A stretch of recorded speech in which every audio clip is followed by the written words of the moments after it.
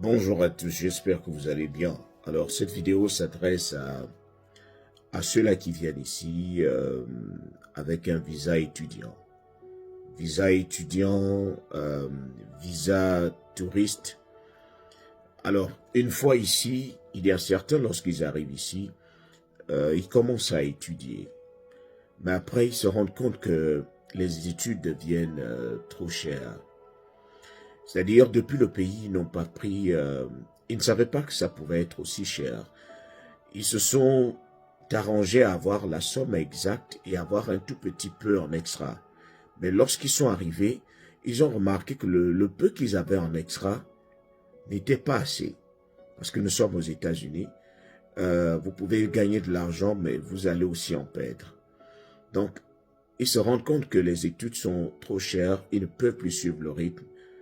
Ils cherchent à quitter l'université et tout de suite, une idée leur vient en tête, c'est de demander l'asile parce qu'ils ne peuvent plus faire marche arrière. J'ai tout vendu, j'ai tout hypothéqué pour venir ici. Je ne me vois pas retourner en Afrique.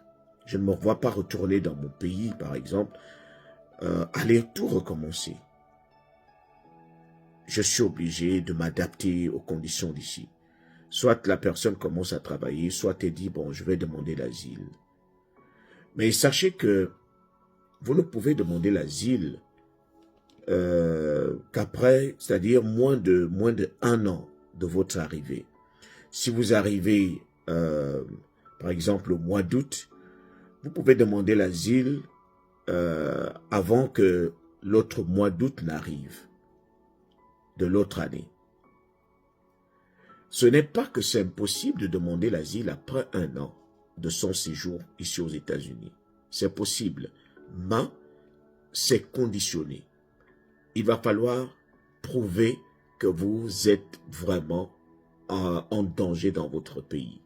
C'est-à-dire, je vais prendre un exemple simple. Imaginez que vous avez déjà passé 2 ans ici et que vous voulez demander l'asile.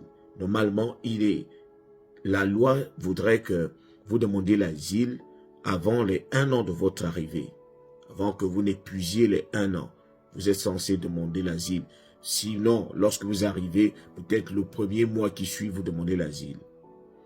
Mais lorsque vous allez déjà à 2 ans, ils vont se dire, ça c'est intentionnel.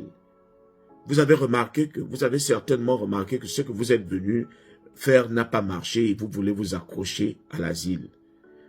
Mais cela ne peut marcher, vous pouvez toutefois le faire. Mais cela ne peut marcher que si, par exemple, les conditions de votre pays ont réellement changé. Imaginez que lorsque vous êtes venu, votre pays n'était pas en guerre. Votre pays n'avait aucun problème. Il n'y avait pas de catastrophe naturelle dans votre pays. Et 2 ans après votre arrivée aux États-Unis, les choses changent drastiquement dans votre pays. Là, vous allez pouvoir prouver que, regardez, si je retourne dans mon pays, je ne vais pas survivre. Regardez, il y a la guerre partout, je ne peux pas retourner. Là, c'est seulement dans ce genre de circonstances qu'on pourra vous écouter. Et je voulais aussi rappeler par la même occasion à ceux qui prennent la demande d'asile simplement. C'est-à-dire, vous quittez votre pays et vous dites seulement, je vais aller demander l'asile, ne vous en faites pas, je pars comme ça. Mais lorsqu'on demande l'asile, on prouve qu'on a des problèmes. Il faut apporter des preuves. Ce n'est pas tout le monde qui obtient l'asile. On ne vous a pas dit que c'est seulement une fois que tu arrives, tu demandes l'asile et on te l'accorde. Non, il va falloir prouver.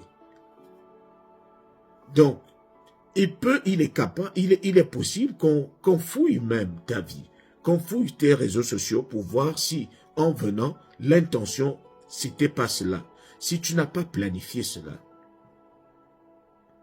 Bon, imaginez que vous êtes déjà ici et que vous n'avez aucune preuve que vous avez participé à certaines manifestations politiques, vous faisiez partie d'un parti politique rival au parti au pouvoir, où vous n'avez aucune preuve que on vous menaçait dans certains endroits par rapport à votre orientation sexuelle, par rapport à votre obédience religieuse, par rapport à votre position politique.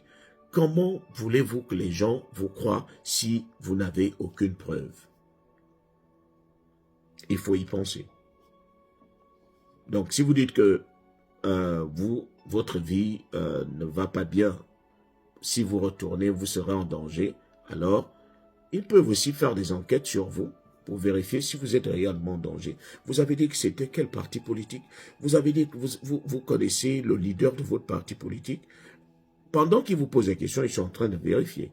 Ils sont allés sur le net pour voir si vous étiez une figure importante de ce parti politique pour que vous vous sentiez menacé par le pouvoir en place. Il faut avoir toute une histoire bien cohérente avec des preuves à l'appui.